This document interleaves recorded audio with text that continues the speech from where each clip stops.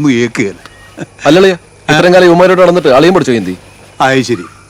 അപ്പൊ ഞാൻ ഹിന്ദി പഠിക്കാത്തതാണോ പ്രശ്നം, അതോ നാട്ടുകാർ അളിയനിട്ട് പണിയുന്നതാണോ പ്രശ്നം? മൊത്തത്തിൽ പ്രശ്നമാണ്. ആ അതാ ഞാൻ പറഞ്ഞത്. അളിയൻ ഈ നാട്ടിലെ വെടിവെപ്പൊക്കെ നിർത്തിയിട്ട് കാട്ടിലോട്ട് കയറാം. വെടിവെക്കാൻ കാടാ ബെസ്റ്റ്. ദേ ഇന്ന് വരെ സ്ത്രീധനത്തിന്റെ പേരും പറഞ്ഞ് അളിയനെയോ അപ്പനെയോ ഞാൻ ബുദ്ധിമുട്ടിച്ചിട്ടുണ്ടോ? ഇല്ലല്ലോ. ഇതെന്റെ വലിയൊരു ആഗ്രഹമാണ്. ഒരു മ്ലാവിന്റെ കൊമ്പ്. അളിയൻ വിചാരിച്ചാൽ നടക്കും.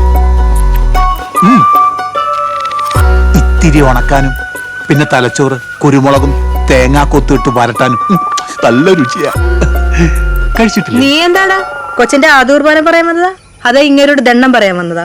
എന്തോന്ന് തന്നു? ഞാൻ പോവാ. പിന്നെ പിള്ളേരെ കൊണ്ട് നേരത്തെ അങ്ങോട്ട് വരാൻ നിൽക്കണ്ട, തലേദിവസം വന്നാൽ മതി. അതേടെന്നറി, ഞാൻ വരുന്നില്ല. എനിക്കെന്റെ കുടുംബത്തോട്ട് വരാമല്ലോ. ദാ ഇരിക്കുന്നാണ്ടാ കൊച്ചിനുള്ള സമ്മാനവാ. ആരുടെ അടുത്ത് നിങ്ങാണ്ട് 350 രൂപയ്ക്ക് വാങ്ങിച്ചതാ. ആക്രിയ വർക്കിംഗ് കണ്ടീഷനാ. മനസ്സിലായി? നിനക്കത് തന്നെ വേണം. നിന്റെ കെട്ടിയോ? നിനക്കും അത് തന്നെ വേണം. ഇത് കഴിഞ്ഞ ആഴ്ച വാങ്ങിച്ച പുതിയ തുടവാ, അതും ചവിട്ടി ചാക്കി കയറ്റിയാ.